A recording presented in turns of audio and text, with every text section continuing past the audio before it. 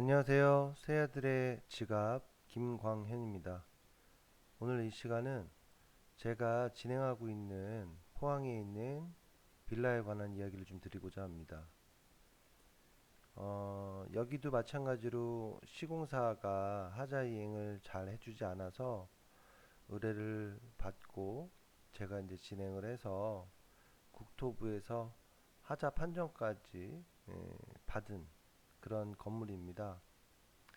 제가 드리고 싶은 오늘의 주제는 하자 판정서를 받았다고 해서 알아서 지자체에서 과태료 부과를 하거나 그런 건 아니라는 겁니다. 그리고 지자체에서 과태료 부과를 거부하는 그런 사항인 경우에 어떻게 해야 되는지 안내를 좀 드리고자 합니다. 앞서서 말씀드린 것처럼 이제 경상북도 포항에 있는 건물이고요. 세대 수는 약 한 20여 세대 정도 됩니다. 어, 하자 판정서를 발부받고 60일 기한이 지났음에도 불구하고 입주자 대표의 그 대표이사이 그 동대표에게 연락 한 번도 오지 않아서 어, 지자체 건축가를 통해서 행정처분을 내려달라는 어, 그 행정조치를 민원으로 요구했는데요. 담당 공무원이 뭐 주무관이죠. 주무관이 이제 이를 거부했습니다. 이런 경우에는 어, 너무 입주민 입장에서는 황당할 거고 화가 나시겠지만 감정적으로 대처하기보다는 현명하게 여러분들이 대처를 하시기를 바라는 마음에서 제가 이제 이 영상을 준비한 거고요. 먼저 이제 소극 행정이라는 부분이 있습니다. 이제 소극 행정은 뭐 공무원을 대상으로 해서 행정을 소극적으로 해서 어떤 문제점이 발생했을 경우에 여러분들이 신문고를 통해서 누구나 이제 접수를 하실 수가 있고요. 마찬가지로 하자 판정서를 발부받고 하자 이행도 전혀 받지 못했는데 그래서 어, 이 과태료 처분에 대한 요구사항을 진행을 요구했는데도 불구하고 담당 공무원이 거부하였기 때문에 어쩔 수 없이 부득이하게 신문고를 통해서 소극 행정을 신고하게 된 겁니다. 자, 이제 소극 행정을 신고할 때도 물론 요지를 잘 작성하셔야 됩니다. 요지라는 거는 어떠한 생각으로 주무관이 과태료 처분을 하지 못하겠다라는 회신이 분명히 있었을 거거든요. 그 일목정연하게 그 부분에 대해서 항변하실 부분이 있으면 항변을 하셔야 됩니다. 그런데 이제 예를 들면 저같이 이제 뭐 이 관련해서 전문가인 사람들이 많지 않기 때문에 아무래도 조력을 받지 못하신 분들은 진행하시던 입주민분들이 실수를 하시는 경우도 상당히 있습니다. 그래서 이제 그렇게 어쩔 수 없이 발생한 실수가 있을 경우에는 어, 뭐 규책 사유가 입주민에 있다라고 하면 당연히 행정처분이 안 내려질 수 있기 때문에 저 같은 이제 이 부분을 전문으로 하는 사람에게 아무래도 상의를 하시면서 첫 단계부터 잘 단추를 채워 가시는 게 좋을 것 같습니다. 자, 다시 돌아가서 지자체 공무원이 행정처분을 내려주지를 않아서 소극 행정을 신문고를 통해서 하게 됐고 소극 행정을 할 때에는 일목정연하게 어떤 부분이 잘못됐다는 것을 그 주무관이 무엇을 잘못 소극 행정을 했는지를 잘 명시를 하셔야 되고 그랬더니 이제 답변이 이렇게 왔습니다. 지금 이렇게 보시는 화면은 제가 이제 모자이크 처리를 했습니다.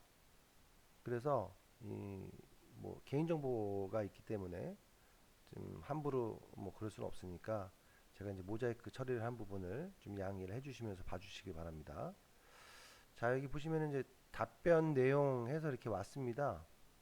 23년 9월 23일 지금 뭐 영상을 올리는데 뭐 며칠 안 된 거죠. 그래서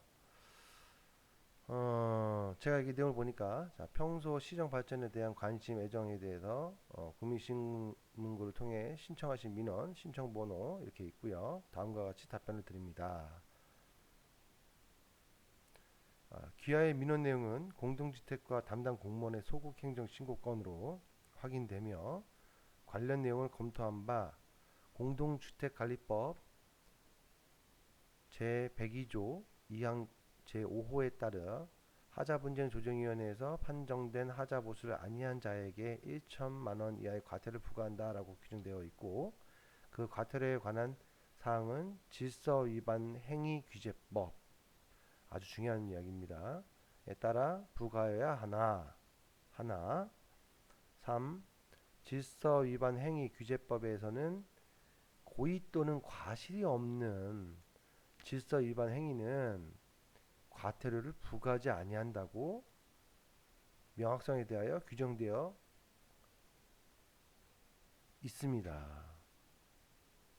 그래서 이제 고의나 과실이 있는지를 따져봐야 하면 당연한 것으로 담당 부서에서는 시공사가 하자 보수를 이행하지 않은 것에 대하여 고의성이 없다고 보았으며 그 근거로 2018년 10월부터 몇 차례 하자를 이행한 점과 하자분쟁조정위원회의 하자 판정에 따라 보수를 위하여 땡땡 건물 입주자 대표회의와 보수 방법 등에 대하여 협의 진행하려고 노력한 점, 시공사에서 하자 보수 의지를 명확하게 표명한 점 등을 제시하였습니다.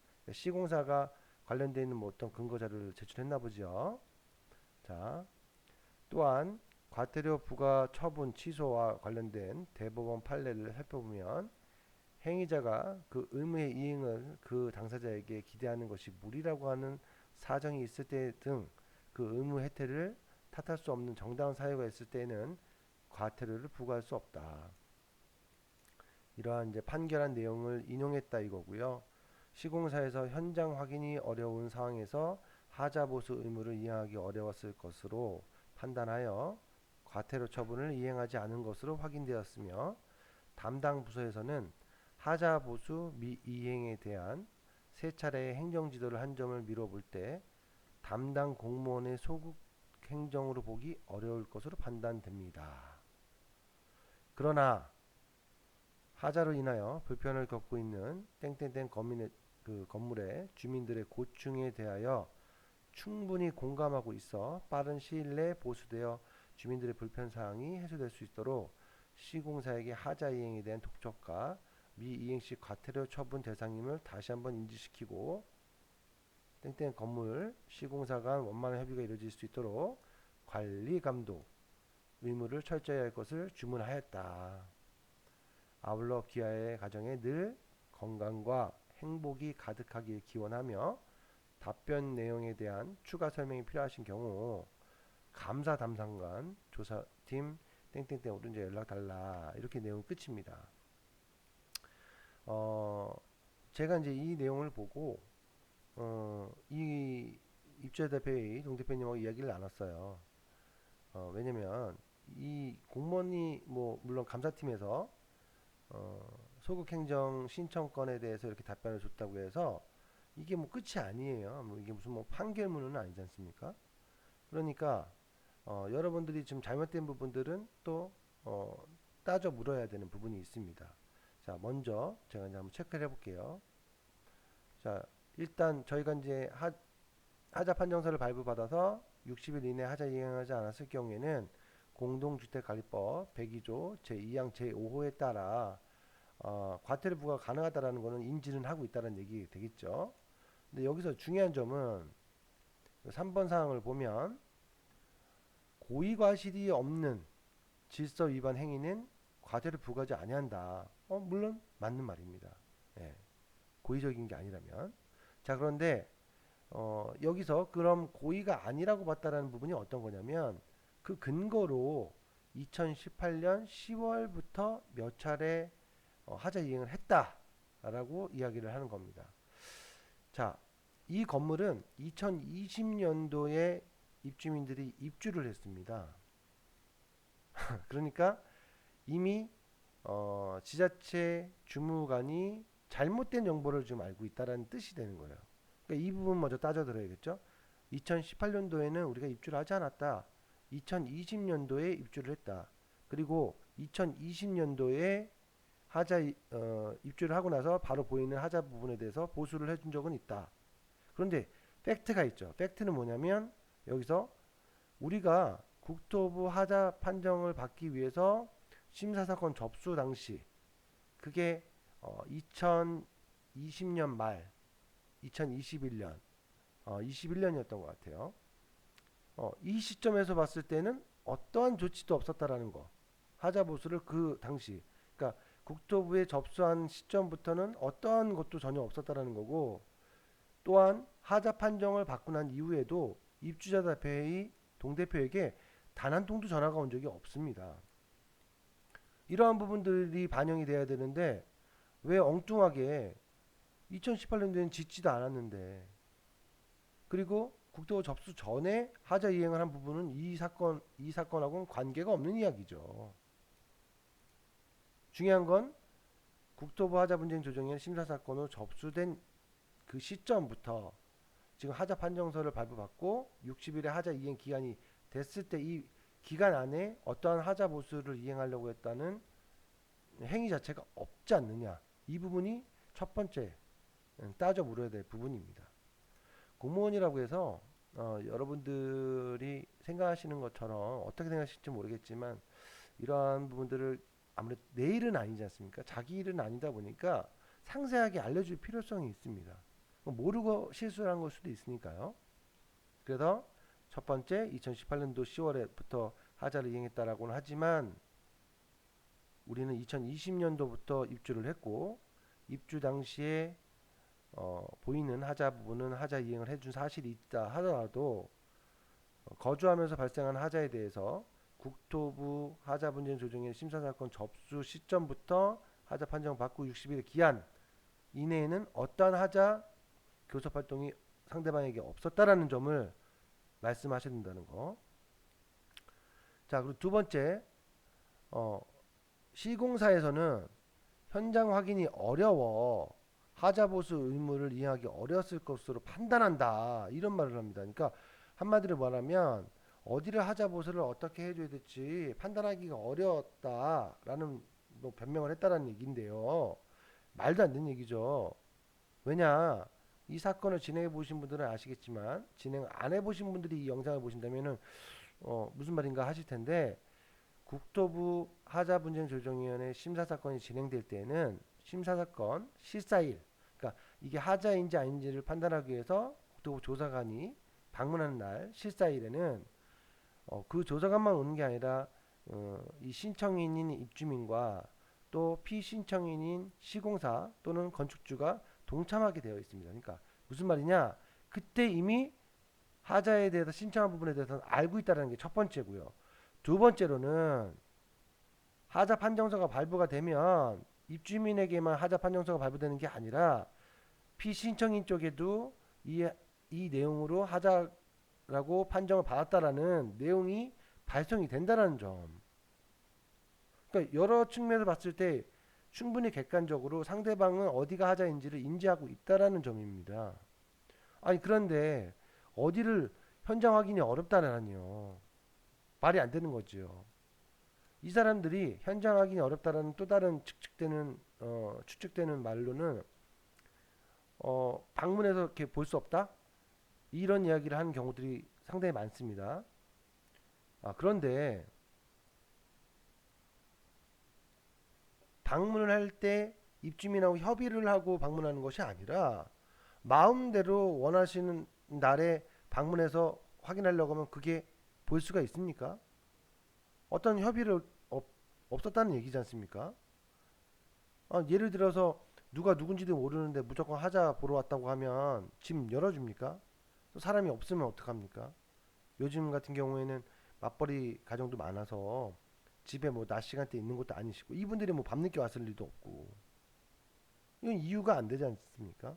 이런 부분을 또 두 번째 그러니까 시공사에서 현장 확인이 어렵다라는 말은 요약하면 국토부 시스타 때 확인을 했었다는 게 1차, 2차적으로 하자 판정서가 발표됐을 때 어디 위치에 어떤 부분으로 하자다라는 판정을 받았다라는 내용을 문서상으로 상대방이 받았기 때문에 몰랐을 수가 없다라는 점. 만약 입주민이 문을 열어주지 않은 것 때문에 이 현장 확인이 어렵다라고 주장하는 거라면 미연의 어떤 공지도 없이 마음대로 방문을 해가지고 현장 확인하려고 하면 당연히 안 되는 거 아니냐라는 거죠. 이건 이게 고의성이 없다라고 볼 수는 없다라는 거죠. 이해가 되셨습니까? 이러한 부분들을 얘기하셔야 되고 마지막에 그러나 이제 뭐 하자로 인해서 불편을 겪고 있는 입주민을 위해서 관리 감독을 철저히 하고 또 과태료 처분이 내려질 수 있다는 대상인 거를 다시 한번 인지를 시키겠다라고는 하지만 이 말만 가지고서 이 5번 사항의 말만 가지고서 안심하고 있을 것이 아니라 만약에 이 건물과 같이 어떠한 하자 이행 교섭 활동도 없었던 건물이라면 그럼에도 불구하고 이러한 조치가 취해지는 거라면 제가 알려드리는 것처럼 감사팀에 정확하게 이 부분에 대해서 안내를 하셔야 됩니다.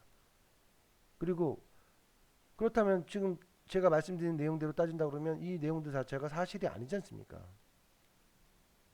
그러니까 사실이 아닌 부분이기 때문에 이 소극 행정을 내려달라. 아니면 우리는 소극 행정으로 이 주무관이 어떤 처분을 받는 게 목적은 아니니까 과태료 처분이라도 지금이라도 정정하셔서 시정을 해달라. 이걸 요구하셔서 상대방이 과태료 처분이 받게 해야 됩니다. 단 한 건이라도 먼저 받아야지만이 태도를 달리할 수 있다라는 부분을 말씀드리고 싶습니다. 이 건물의 시공사 같은 경우에는 어떠한 하자 이행 교섭 활동도 없었고, 이 뭐 동 대표님한테 어떤 한 통의 전화도 없었습니다. 이런 경우는 되게 좀 심한 경우죠. 근데 이런 경우가 좀 지방인 경우에 많이 있어요. 특히나 경상도 쪽에. 왜 그러냐면 경상도 쪽이 아주 주묵구구식으로 시공업을 하고 또 지자체하고의 어떤 그런 관계 부분이 좀 수도권하고 좀 많이 다른 것 같습니다. 그렇기 때문에 이 영상을 보시는 분 중에 필요에 의해서 이 영상을 보시고 어떤 조치를 취하시려고 하는 분이시라면 특히나 지방이시라면 강력하게 조치를 취하실 필요는 있다라는 말씀을 좀 드리고 싶습니다. 오늘 영상은 여기까지 좀 말씀을 좀 드리고요. 이러한 건물의 상황이라면 먼저 하자 판정 받으신 여러 사건이 있으시겠지만 한 사건 먼저 과태료 처분이 내려지게 해서 상대방이 경각할 수 있게끔 하고 그리고 마무리를 지어서 협의를 하시는 게 가장 좋을 것 같습니다. 다음 시간에 이 영상을 보시고 댓글로 필요한 영상이라든가 궁금하신 부분 남겨주시면 답변을 좀 드리도록 하겠습니다. 다음 시간에 뵙도록 하겠습니다. 감사합니다.